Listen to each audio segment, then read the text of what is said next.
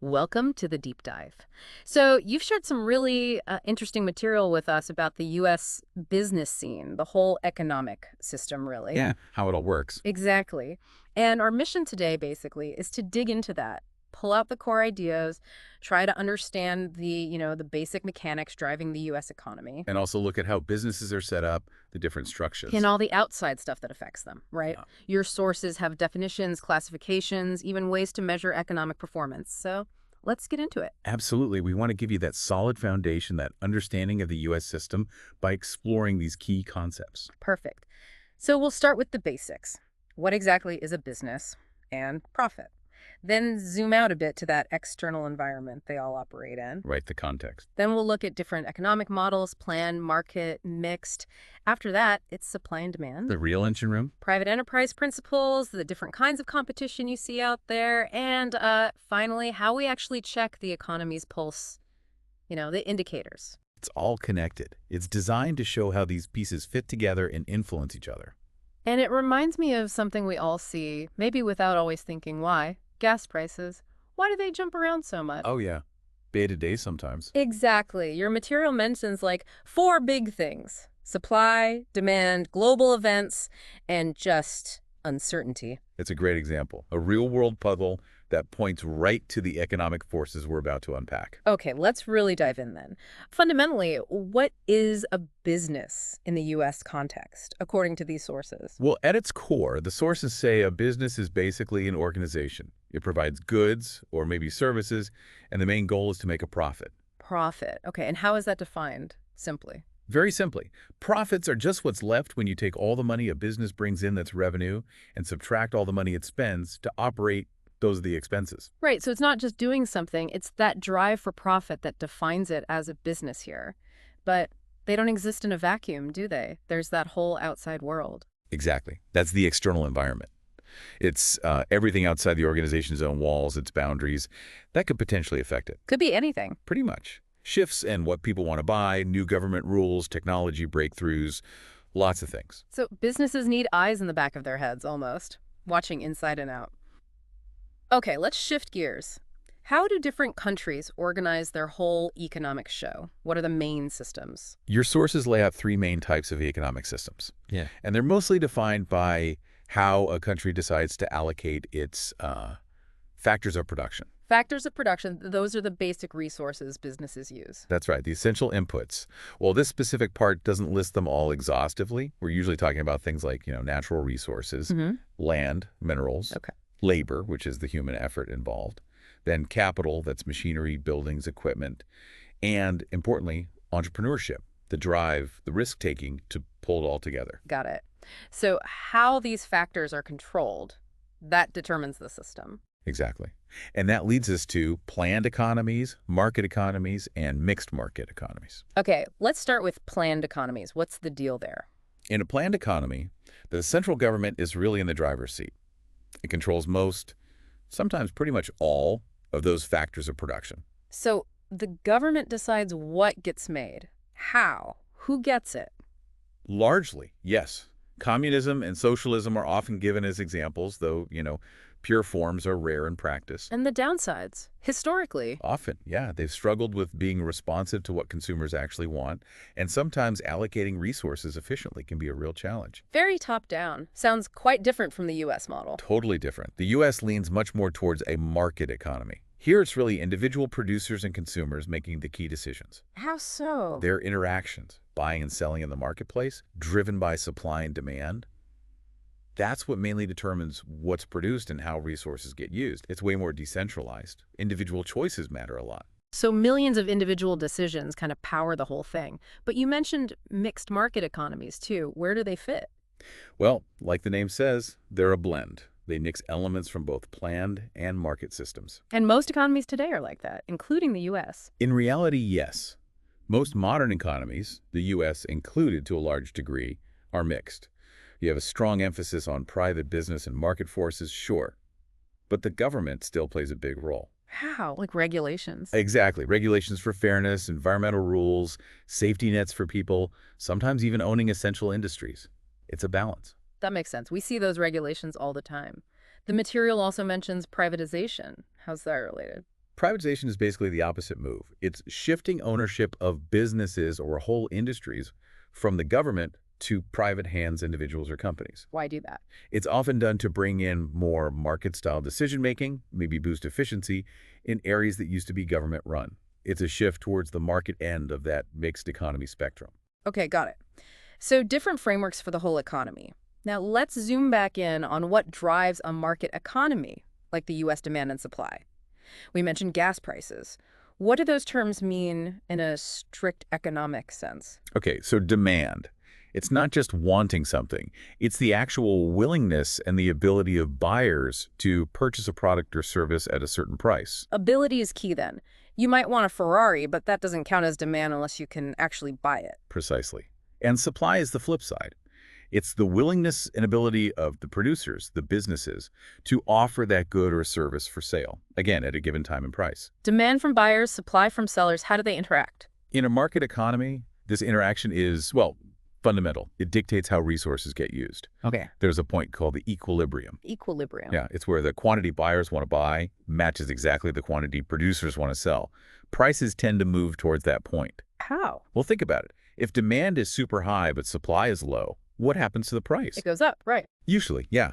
And that higher price might encourage producers to make more and maybe discourage some buyers. So it pushes back towards balance. And the other way, if there's tons of supply but not much demand. Prices likely fall. That might encourage more buying and maybe convince some producers to cut back. It's this constant push and pull. A dynamic tension. Okay. That helps decide what gets made and what it costs. Now, the U.S. system is called a private enterprise system. What are the core ideas behind that? Right, the private enterprise system. It's basically the setup that lets individuals and businesses chase their economic goals with ideally minimal government interference.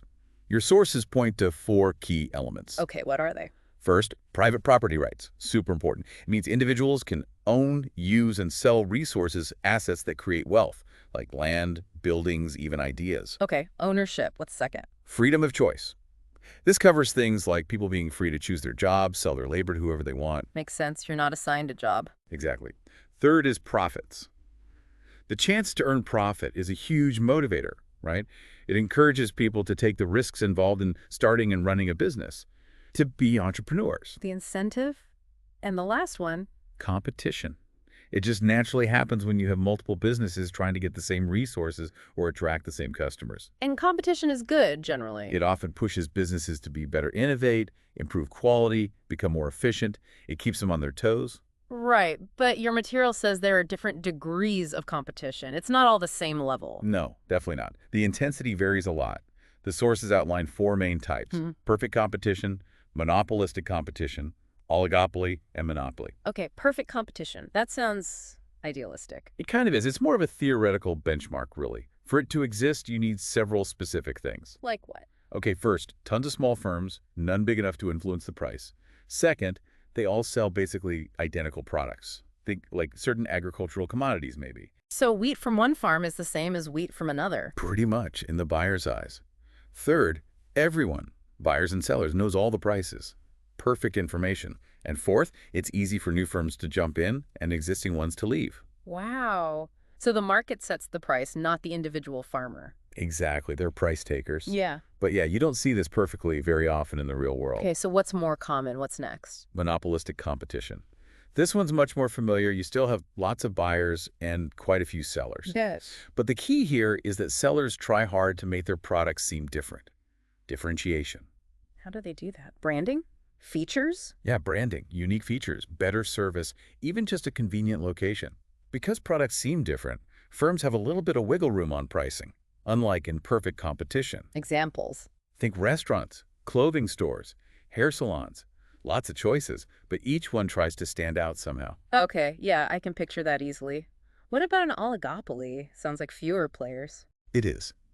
Oligopoly means just a few, usually large, sellers dominate the market.